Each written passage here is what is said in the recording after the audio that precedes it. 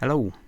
Thought I'd try making a video, just sharing some thoughts on how my FPL draft is going.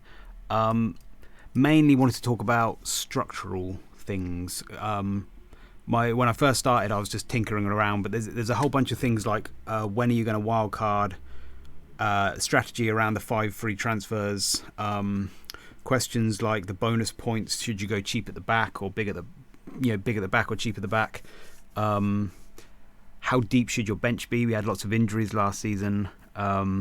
These kind of questions, rotating pairs as well. I wanted to kind of look into these questions before I go into kind of like my team selection and stuff. So I wanted to talk about that first. So, big picture, this is the whole season we're approaching, 24-25. When do you want to use your wild card and when do you want to use your chips?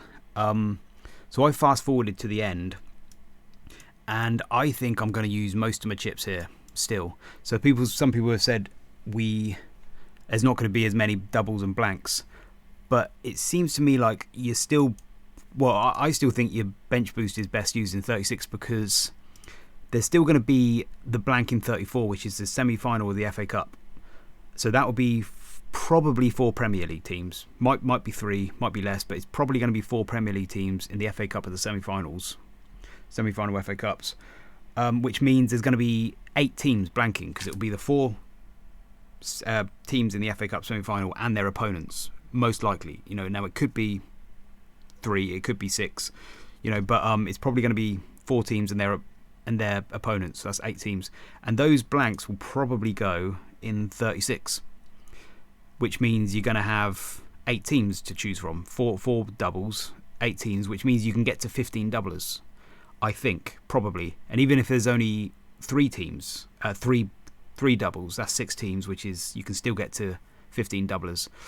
So I'm probably going to save my bench boost for there, and even if it doesn't work out, I'll just use my bench boost in one of these other game weeks. There's still some decent ones around here, and it also seems wise to me to wait because you never know what could happen with another pandemic, kings dying, riots, whatever.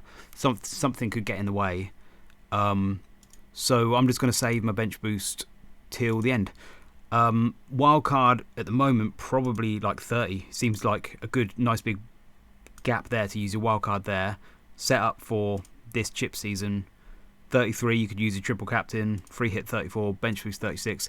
It's a long way off. We don't need to think about it, but I'm just thinking about it now just to get a sense of the comparative advantage, or what to compare it to, because some people are talking about bench boosting and free hitting and triple captaining earlier, and I probably won't be doing that. I still think it's best used at the end, personally. So that's just me. Yep. So and then wildcard, game week 30 probably. So that's going to be my second wildcard. So whenever I use my first, if I use my first in like game week 4, that means I've got quite a long way for that wildcard. It's going to have to last me up until 30. So that's the main chunk of the season. So that thought immediately makes me want to push it back as late as possible, maybe 6 if I can, because then I can get just slightly better data on how players are performing. Ideally, it would be game week 6, I think, because the transfer window closes game week 3. But we're not going to know, if you wildcard in 4, you're not going to know whether these new signings, where they're going to play in the team, if they're going to be first starters or on the bench and things like that. So it would be nice to have a couple of game weeks just to see the new transfers play, so then we know we're a little bit surer. There might be some Europe by that point as well, so we might get a little bit more clue of what's going to happen. So game week 6 is probably ideal. The general idea of having an early wildcard, though, I'm very open to, because to me the best use of a wildcard is when you need to make wholesale changes to your team, loads of them, and in the middle of the season things generally just tick along, everything's quite predictable, and so it's usually a bit rarer for me that you have to actually make wholesale changes. Sometimes there are fixture swings, but they're not always that obvious to me. And we've also got these free transfers you can roll up to 5 now, and that could be helpful for little fixture swings anyway. So for me, an early wildcard makes sense. You got price changes as well. lots of unpredictability, lots of change.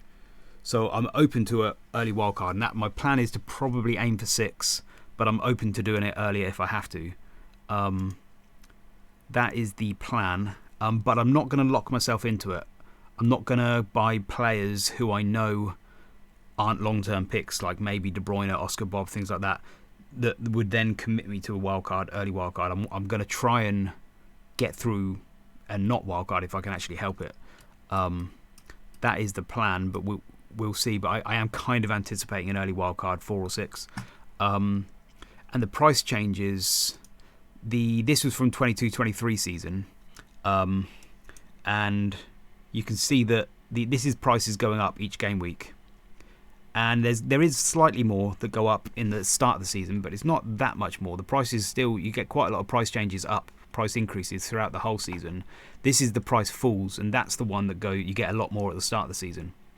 And I think this is reflective of the template forming. So at the start of the season, you probably do have quite a wide spread of players picks, and then as people sell the periphery picks and they all start gravitating towards a core template, you get more players sold, and then just the same players are all getting bought, and you probably get something like this.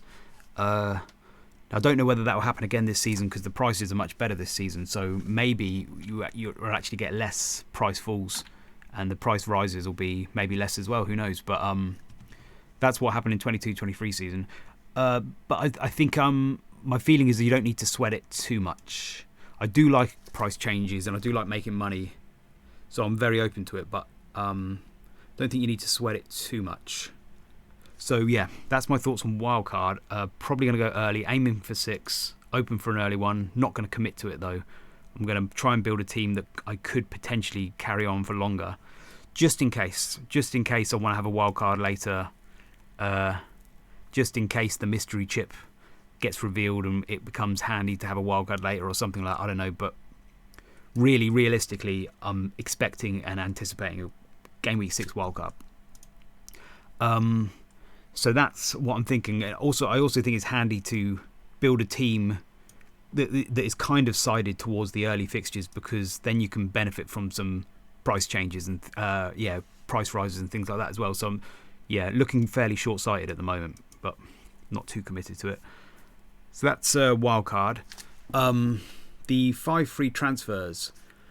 My feelings about that is that I think it's curious. I like it. It's a nice, interesting addition to the game. Generally, I'm going to ignore it. I think I'm going to it also feels like it's got a bit of a trappy element to it.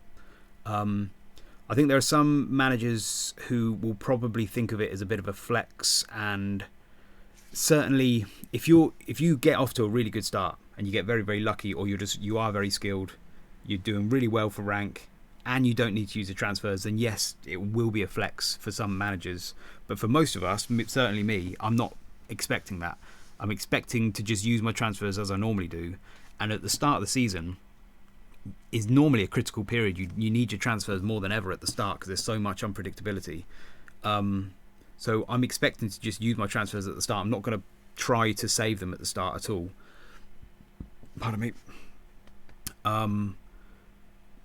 So I'm expecting to use them, and I'm expecting that we will accumulate our transfers organically and naturally over the season. Like every season, once it gets ticking along and everything becomes steady, there's always times when I have like 2 free transfers and I don't really need to make a transfer, but I just do it because I have to. I expect there'll be a few occasions like that throughout the season, and by the end of the season we'll probably just have naturally accumulated transfers anyway, so I'm not rushing to accumulate them. I'm going to wait until later in the season to accumulate them if I need to. Might look at some fixture swings, but yeah, so I'm not too worried about it. I'm even open to hits, to be honest, because we've still got the same number of transfers. Nothing's changed really.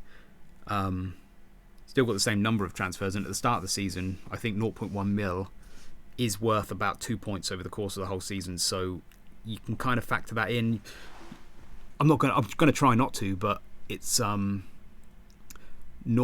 mil, hits at the start of the season may be more worth it. So yeah, I'm not going to follow this trying to roll my transfers too much. I'm just going to carry on playing as normal, I think. there is.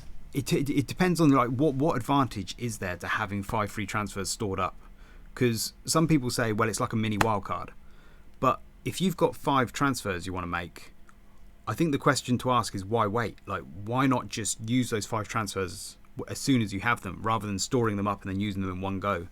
Because if you just use them one at a time, then you're already benefiting from these players that you want to bring into your team. You've got 5 weeks of one player, 4 weeks of another, 3 weeks of another. Whereas if you do them all in one go, you've missed. It's, you know, rolling a transfer is like a missed opportunity to have strengthened your team earlier as well. So you have to think like, having 5 transfers or having rolled up transfers, the only advantage I can think of is, one is like fixture swings. If it's a fixture swing and you want to just jump off 3 players from one team and just jump onto another, that could be handy. So that could be good. And then one other thing I was thinking of is, at the end of the season, if you're going to wildcard 30, bench boost 36, there's a bit of a gap there. And usually that's a bit dangerous because you can get injuries and you ruin your bench boost. But if you've got some stored up transfers for that won't be so dangerous then either. So there's little usages for things like that. But at the start of the season, I'm gonna ignore it mainly and just carry on making transfers, because that's the most critical part of the season, I think, quite often.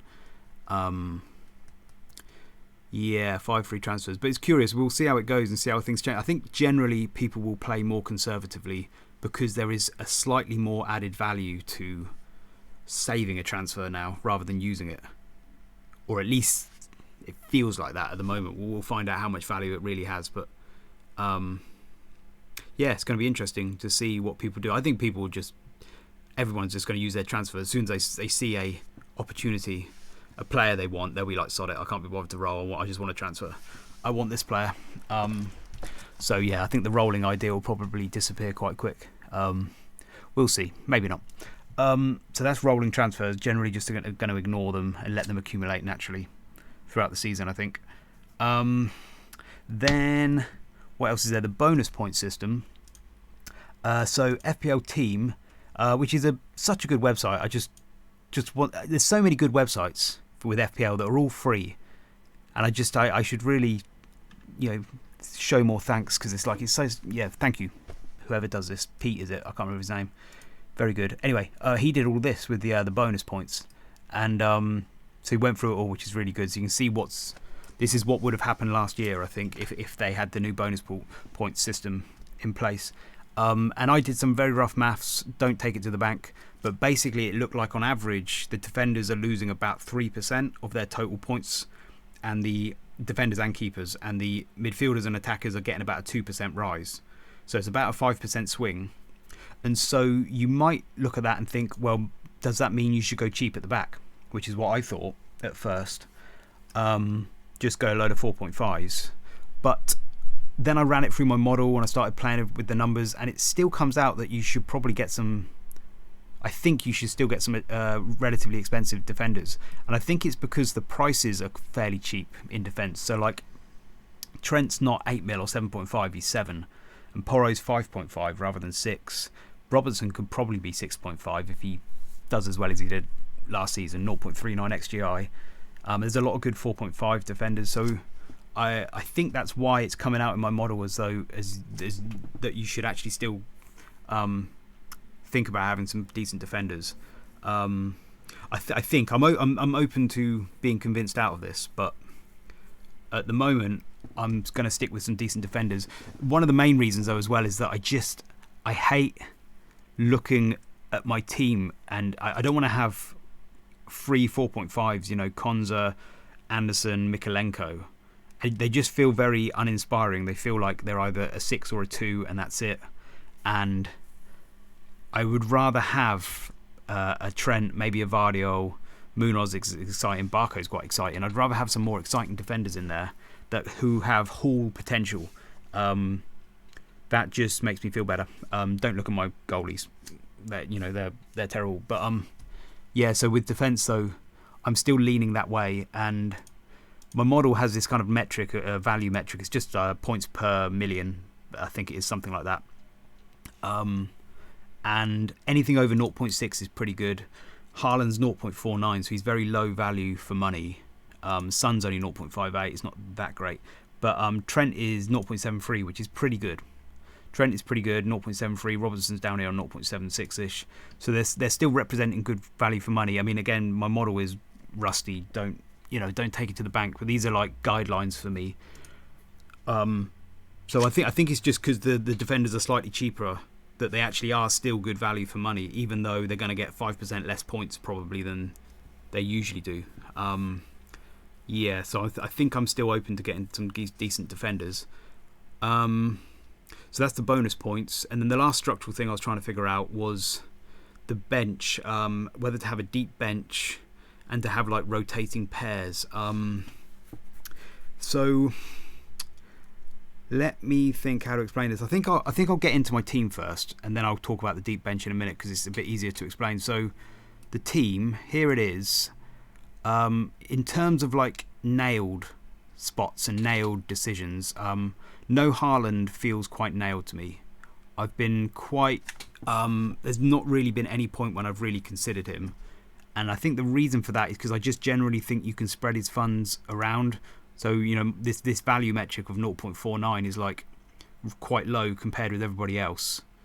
Now, when you're picking a team, it's not always just about value. You need premiums in there as well. But I see Salah and Palmer as being as good as Haaland. Now, maybe that's the controversial thing, but I'm just basing it on the numbers. Last year, this metric here is basically just FPL points per minute. That's the rate that they were getting FPL points per minute. It's multiplied by the length of time they're on the pitch as well, but it's basically just points per minute. And Cole Palmer was getting them the most. He was the most points per minute. And then Salah and Haaland are about second. Ignore some of these other numbers. I don't have a minutes filter, so I've got like Enes Unal. I don't even know who he is, but forget some of these other names. But those three are the top. So Palmer is the top. And then this one is the XGI. This is what the points per minute rate they would have got if their XGI numbers had come through. It's also, don't take it to the bank, it's rusty numbers, but it's like Salah is the top. So Salah actually underperformed his XGI, which is interesting. And I look back through last season, he did have a lot of missed opportunities. He's got Darwin, who missed a lot of his chances. He had a lot of shots that were like chances that were offside, and things like this. So he actually underperformed his XGI. So Salah looks really good. And as a combination of those two metrics, Salah comes out top at 8, Cole Palmer 7.9, and then Haaland 7.6. So he's a little notch below those two. And then there's the rest. There's like Saka 6.5 and all the rest below them. So I view those three as being the three ultra premiums, captain choices. Now you can argue about that. Palmer, was he just a one season wonder? Was it an Almiron purple patch? I don't think so. Like, that's not my feeling. Like, Palmer, you watch his highlights reel and it's just like all of his goals are so varied and so different, and there's so much natural skill there that I think Palmer's legit. We don't know what the new manager's going to be. We don't know. Who knows? But I could be convinced to switch him to Saka, because I think Saka could improve every season.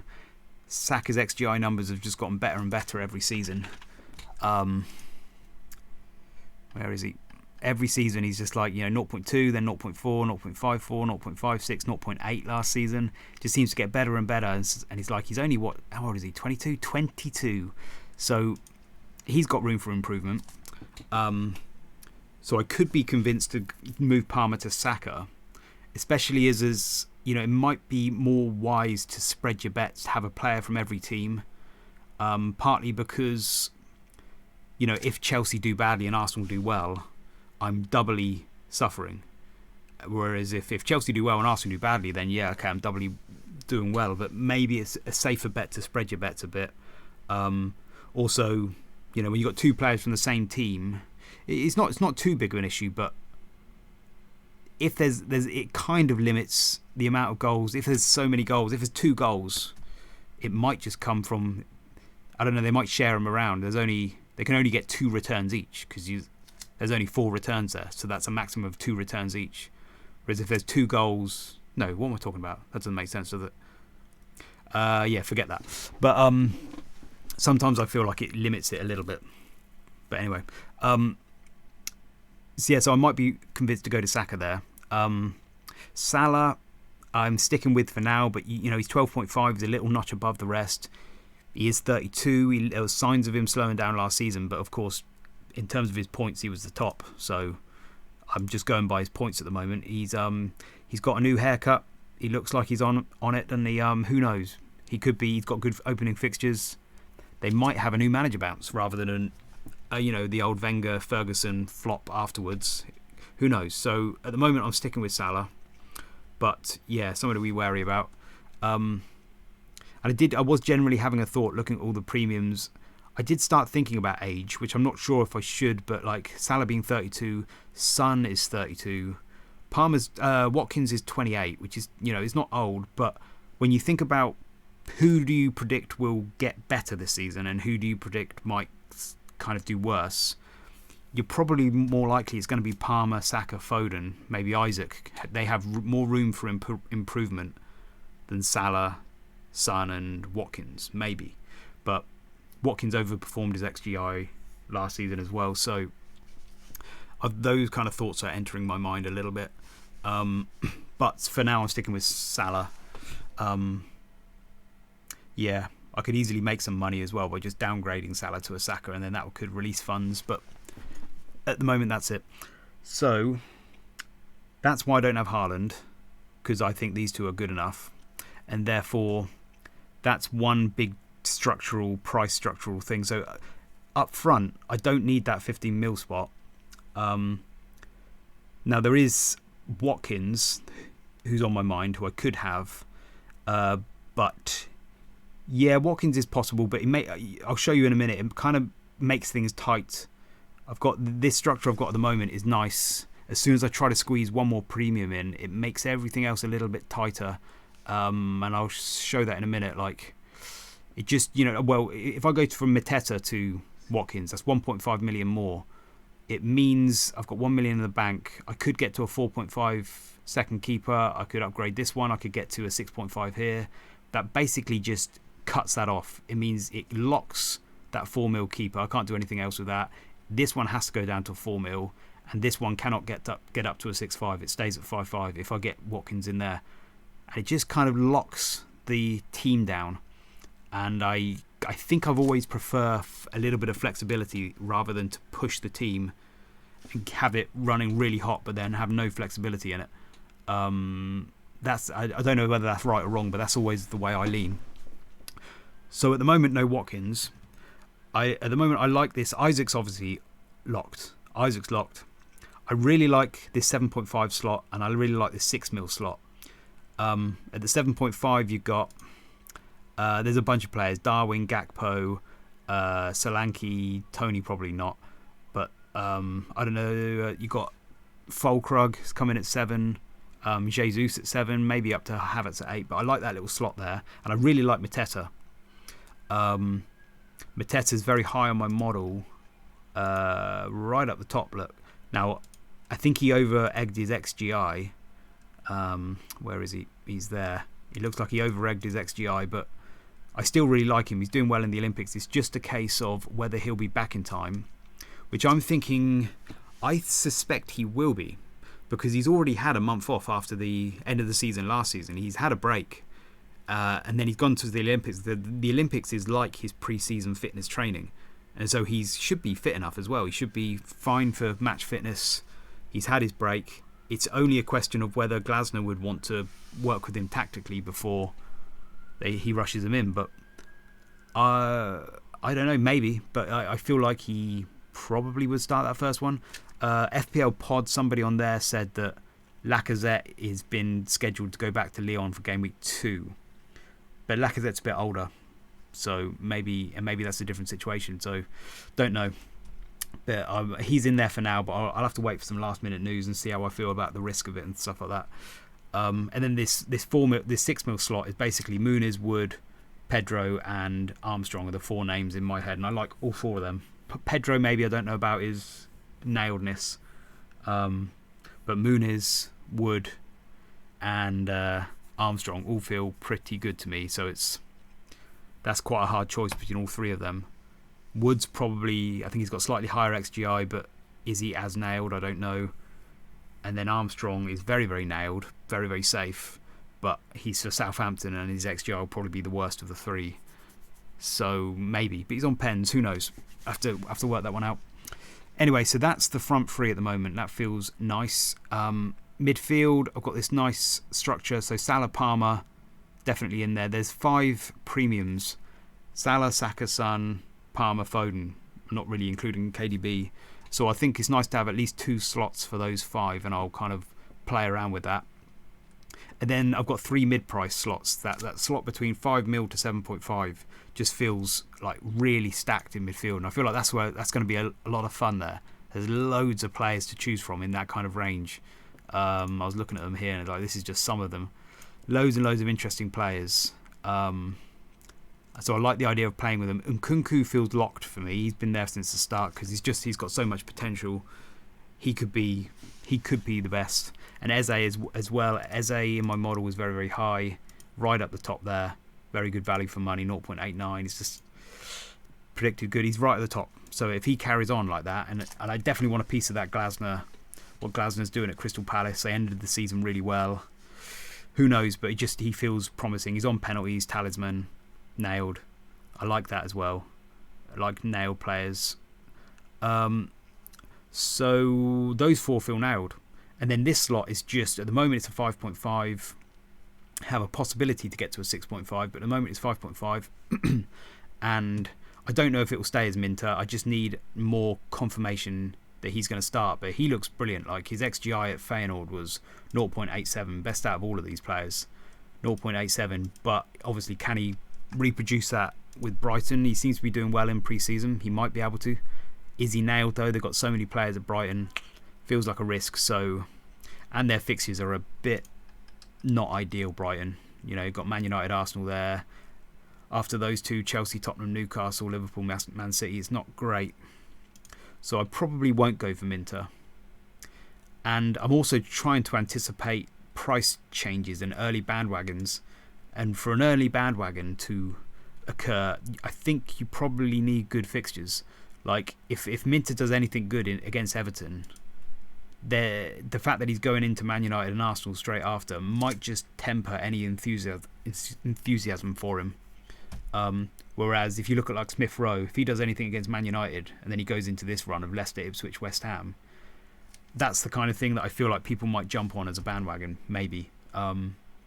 Just trying to guess. There's a few other teams that have good fixture runs, like Aston Villa, if Rodgers or Maatsen does well in the first 2, they go into that run, things like that. So this 5.5 slot I'm probably going to leave it right down to the wire before I figure out what to do with that. Same with these 2 probably. These 3 players here, I'm going to have to decide last minute. Palmer could become Saka as well. Still, there's lots of changes. But that's the kind of structure at the moment. I mean, a few more things on that 5.5 slot. It's a hard one to choose from. I mean, if I can get up to Gordon's pretty good, but he's 7.5 is a lot more. And Bomo, if Tony goes, would be brilliant. Garnacho, I'm not massively. Some people are really hot on him. I'm not massively onto him. Kouros, his numbers don't look that great, so maybe not. Bowen's good, 7.5, but you're probably better off just going for Gordon. But Bowen could be good. West Ham making some good changes, but I've heard that Lopetegui is not that attacking. Could be wrong, but you know, so I don't know. We'll see about Bowen. Morgan Gibbs White, 6.5, maybe on pens, solid. Nottingham Forest. So personally, I'm not really. It's just Nottingham Forest in it, man. Not really into him. Rashford, not really. Rodgers, 5 mil, very cheap, could be good. But again, well, 5 mil is like a 0.28. Is that if he's just going to be 0.28? That's not really. That's a return every 4th game. I don't really want to have to be playing him. At that rate, I almost feel like I'd rather just do a 0.45 and sit him on the bench. But if Rodgers looks like he might return better than that, then maybe. But don't know. Maybe Rodgers.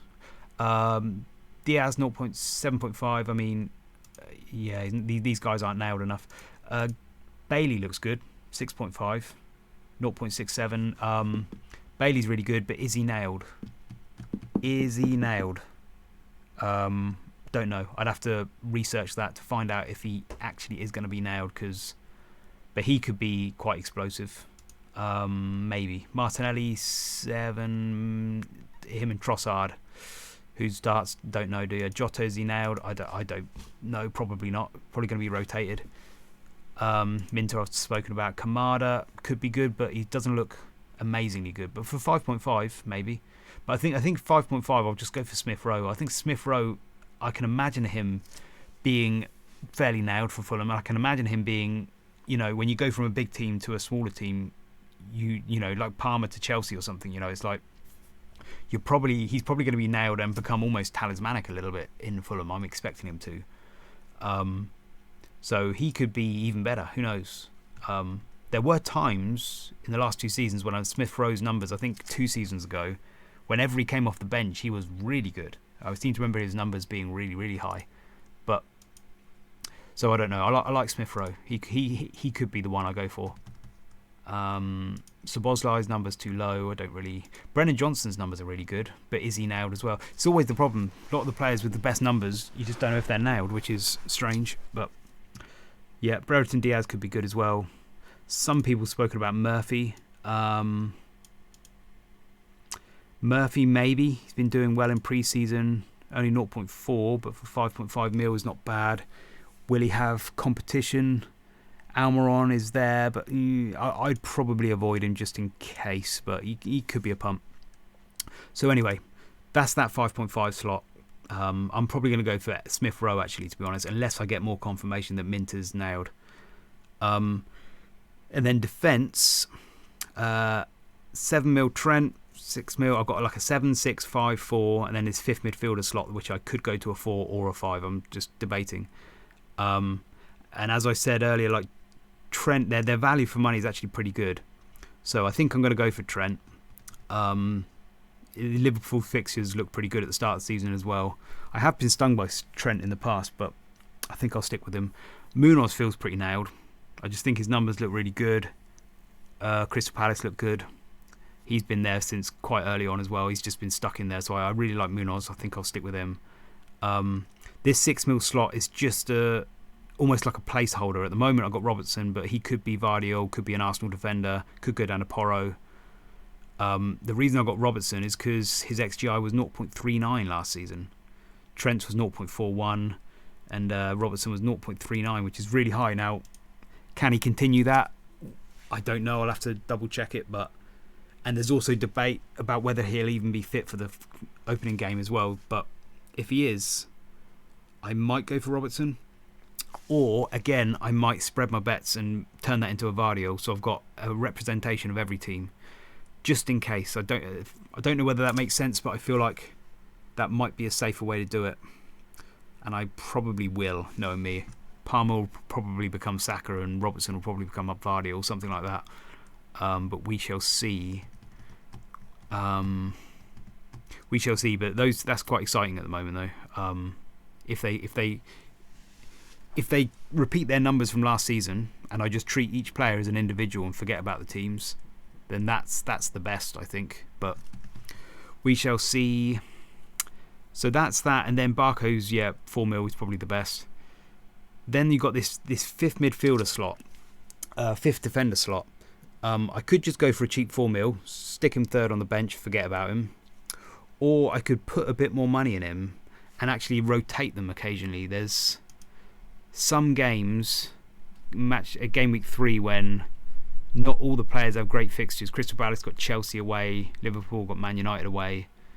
I could just, have an extra rotation, bring an extra player in for some of these difficult games.